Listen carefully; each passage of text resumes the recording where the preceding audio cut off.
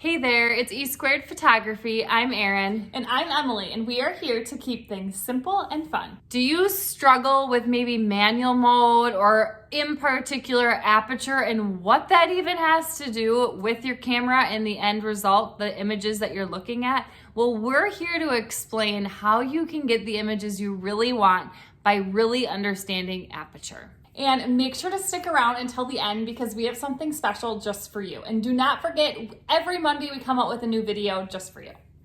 And by the end of this video today, you will have a much better understanding of aperture and how it can help you improve your images. And for the best photography tips and tricks, make sure to subscribe to our channel and hit that bell for notifications of future videos. All right, so let's talk about aperture. What even is aperture or f-stop? So you'll hear it referred to as f-stop, you'll hear it referred to as aperture, it's the same thing. And what is it? It's the opening of which your lens opens and lets light pass through. So let's talk about what happens when it's nice and wide open and what happens when it's a little bit more closed and what the numbers associated with f-stop and aperture really mean. Okay, so let's take a look at this diagram here of the difference between these two lens diagrams. So the one on the left is set to an aperture of f10 or an f-stop of f10, and the one on the right is set at an f2.2. So the one on the right is more open, so more light is going to travel through the lens. Versus the one on the left that's set at f10, less light is going to be able to travel through the lens. But what does that all mean and why does it matter which one you set it to? Let's talk about that. So let's start on the higher end of an f-stop number. So again, if we are at an f-stop of 10, remember that opening is very small. It's not letting as much light through. When you are shooting at too high of an aperture or just a high aperture in general, you are not going to see bokeh. And bokeh is that nice creamy and dreamy background that you can see in some images. You are also going to experience darker or underexposed images if that opening is too small. Now, on the other hand, if we have a smaller f-stop number, such as 2.2, now our lens is wide open, more light is being able to pass through. So when you have a lower f-stop, you are going to possibly have lack of focus. And this is probably one of the biggest issues that we see photographers do is they shoot at a very low f-stop, which is really great for certain things, but it can also cause a lack of focus in certain situations where not everything in the photo that they want in focus is in focus. It can also cause overexposed images or images that are too bright because you are letting a lot of light come through. All right, just take a quick second and let us know what is the typical aperture that you find yourself setting your camera to every time you go out and shoot. What's your go-to in most situations? So if that large aperture like an f10 does not get you bokeh, how can you get that dreamy, creamy, blurry background that everybody loves?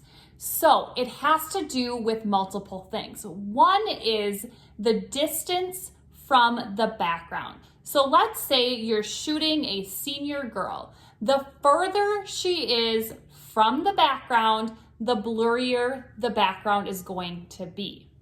Also, the distance you are from your client. So the closer you are to that senior girl, the further she is away from the background is going to create even more blur. So getting closer to your subject. And then also a lower f-stop can help with this as well. So shooting at like an f2.2 for that senior would be able to give you more of that creamy, dreamy background. So in other words, if you have a client and you place them right against the wall, a brick wall or something like that, and you're standing quite a ways away and you're shooting at an f-stop of, let's say, 6 or 7, you're not going to see any bokeh or blurry, dreamy, creamy background. So there's a lot of things that play a role in getting that bokeh background that a lot of people really like to try and get. So the next question that you might have is, well, then what is a good number? What do you set your aperture at?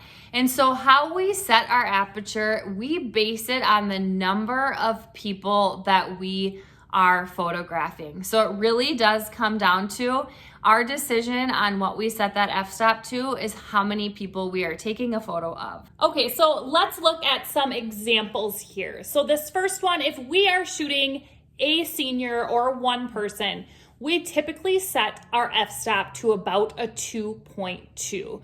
That is our go-to. And then when we add another person, if we have a couple, whatever it might be, we are going to shoot around an f2.2 to a 3.2 to make sure we can get them both in focus.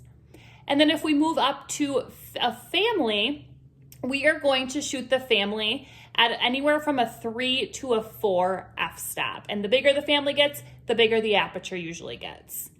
And then if we have a huge group, like a wedding party like you see here, we are going to photograph this at an f4 or higher. And now if we were to take this image at an f-stop, let's say of 2, we are going to notice that people in the image are going to be out of focus because there's 2 rows. The back row might be out of focus, or people on the end of the photo might be out of focus. And that is why we have to bump up our f-stop higher and higher as we have more rows and more people. So all in all, when it comes to aperture, we like to really keep it simple. And what we mean by keep it simple is that when we're at a session, whether it be a senior session, a family session, whatever it might be, we are keeping our aperture the same. Now, obviously, if we're at a wedding day, we're gonna change it up a little bit here and there based on what we are shooting.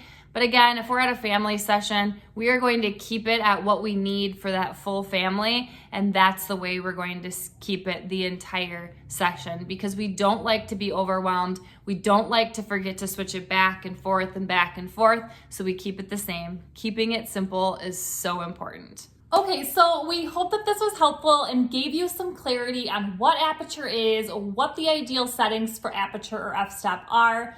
But if you are still interested in learning more about those camera settings, about manual mode, ISO, shutter speed, all of that, and how it all works together, we have a free guide for you all about manual mode that you can grab in the description below. So make sure to take a look at that. And if you enjoyed this video today, make sure to subscribe, like it, and share with a friend so we know to make more videos just like this one. And if you don't already, follow us on Instagram at e2photography to see more behind the scenes footage of us at actual sessions. And we will see you next time.